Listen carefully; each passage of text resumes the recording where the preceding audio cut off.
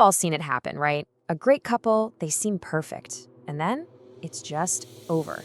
But what if the reason they broke up wasn't some big traumatic fight, but something way, way quieter? Well, today we're digging into the one hidden reason why a staggering 80% of relationships don't make it. Let's get into it.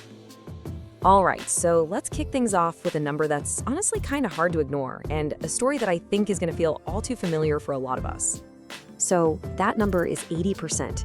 Yeah, 80% is the estimated number of relationships that ultimately fail. We're talking 4 out of every 5. But the real shocker isn't even the number itself. It's the reason behind it, which is often surprisingly simple. This quote right here, this just cuts right to the heart of the matter. See, the end of a relationship so often isn't about one explosive moment.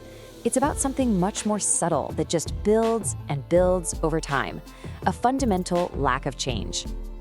And this points to a really deep misunderstanding that a lot of us have.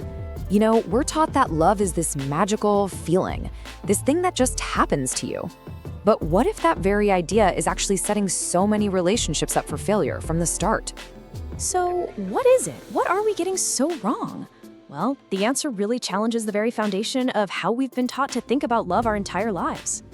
Okay, here's the core issue.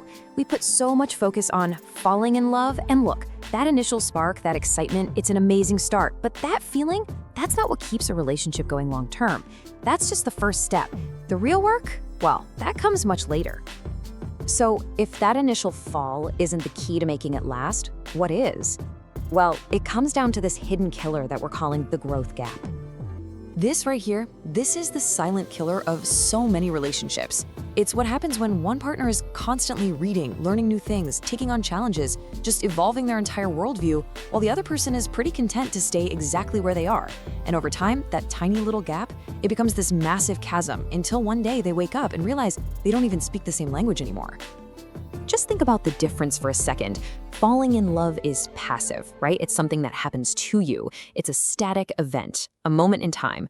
But growing together, that is completely active. It's a dynamic process, a conscious choice you have to wake up and make every single day. One is a snapshot, the other is the entire movie. And this all leads to a really crucial realization. For love to truly last, personal growth isn't just, a nice-to-have bonus.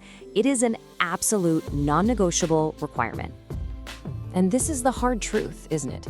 Evolving as a person means facing your fears. It means admitting when you're wrong and doing the really difficult work of becoming a better version of yourself. It's uncomfortable for sure,